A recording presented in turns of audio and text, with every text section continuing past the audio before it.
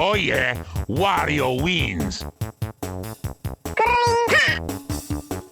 Oh my god!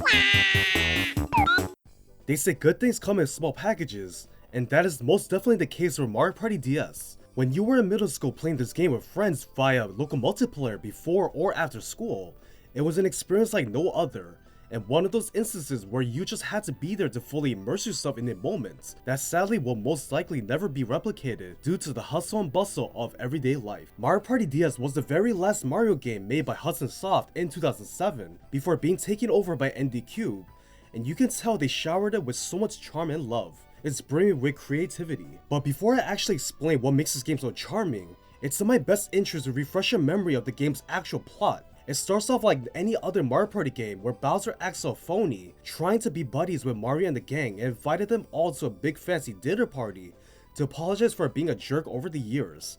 And of course, who can resist free food?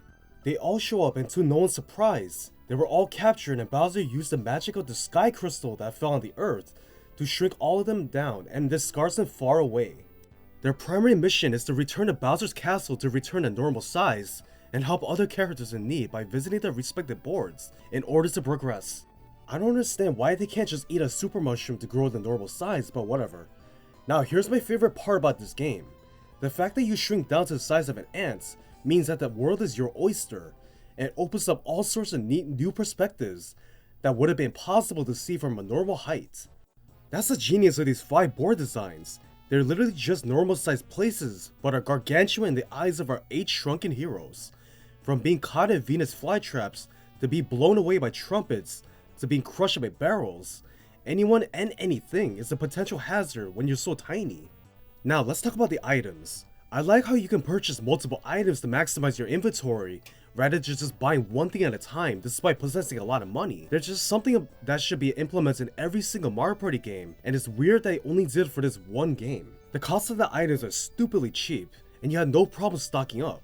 I also love the introduction of hex items, which are basically traps placed on the board itself to screw up others, like stealing coins and stars and swapping places and such. It causes so much mayhem on the already chaotic board.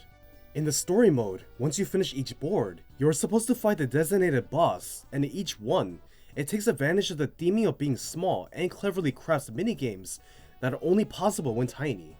Like strapping yourself to a balloon to launch seeds back at Piranha Plant, or riding on a flying book to shoot ink at Kamek. It's genius design.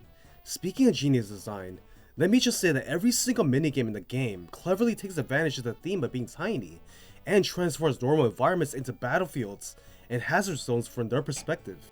A freezer can be like the tundra for them, a globe to us can be a giant rotating battlefield for them, a bathroom sink is a skateboarding surfing rink, where the last one standing wins. A vacuum to us is insignificant, but to them, being chased by one is a matter of life or death, and have to escape as quickly as possible. It's the little details like these that made me fall in love with the game, and all of this charm. Other Mario Party minigames are fantastic as well, but seem so random and inconsistent.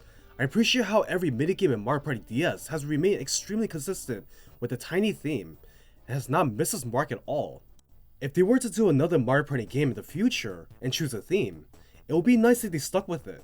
Like if they did one that takes place primarily in summer, they should only include summer themed boards and summer related minigames to be consistent.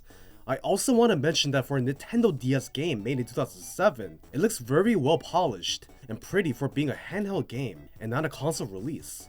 All in all, this is one of my favorite Mario Party games ever due to its creativity, fantastic minigames, and boards, and the tiny theme works on so many levels. I hope Nintendo will make another one of these just like this one, but until then, thank you for watching. Do you also agree with my points mentioned?